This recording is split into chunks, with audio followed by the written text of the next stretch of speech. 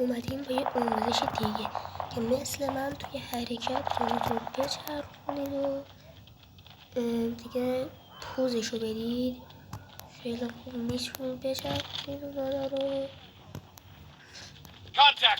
اونو میزنم سرش با امسیزه بهش خودتون دارم میرم پله میدم که چالش داره امسیزه برو دیگه. همون چالش برش نذاشتم هنوز.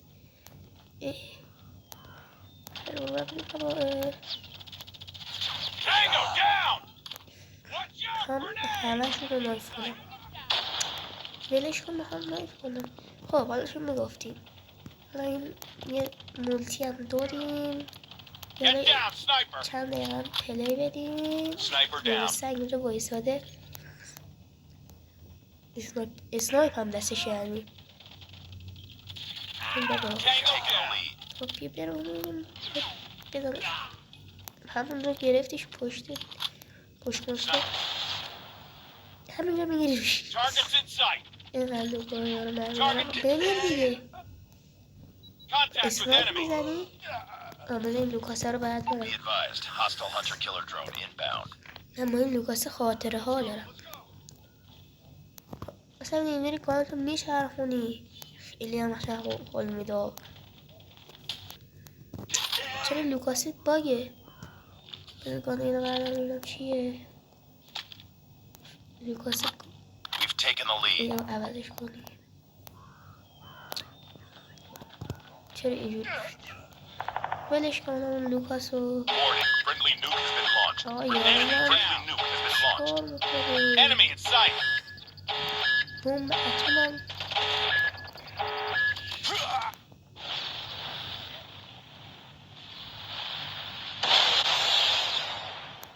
حال کردید او 37 میرون گل مزخرفی دارید اصلا میپره.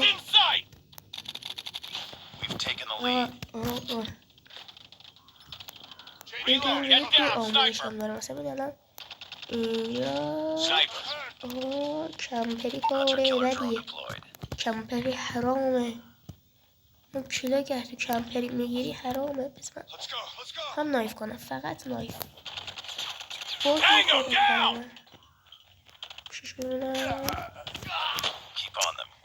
یعنی 1/100 ثانیه زودتر زده بودم شده نایفی هست نایف کنان جهان.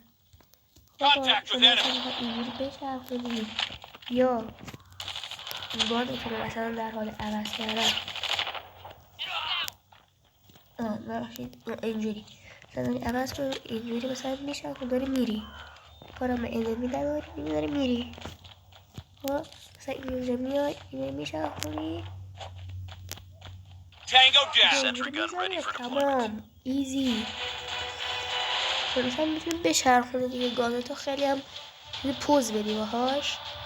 آقا تو چرا یعنی خب نه شانس نبود دوتاشون داره میزدن. خب این کارا زشته خب حالا میتونید اگه بخواین گانتو بچرخونین آموزش داره دوستان. برای این آموزش میتونید با 2 راه پیش برید. یعنی اینکه برنامه گیم اد ایز فایت رو بریزید و حالا اگه خواستید من آموزش اون برنامه براتون میذارم که کدوم بخشش رو چطوریه اگه خواستید تو کامنت ها بگید. من خودم اون رو پیشنهاد نمی کنم. آقا میای تو این بخش دومی بعد گزینه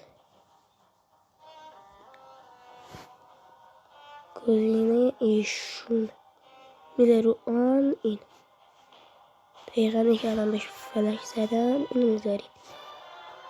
خب بعدش پوینترم یه گزینه داره مثل همینه دقیقا اینم رو آن میذارید. بعد این یکیونم میده برای بعضی رو آن و برای بعضی تو هم رو آن. اگر بخواید برات اینجوری بشه رو آن این که گذاشتی برای دوباره مثلا بعضی دکمه پایینش میشه تقریبا اینم بعضی رو آن برای رو آف تو بذار رو آف. حالا مرسی که برای ویدیو همراه بودید. تا ویدیو بعد بدرود.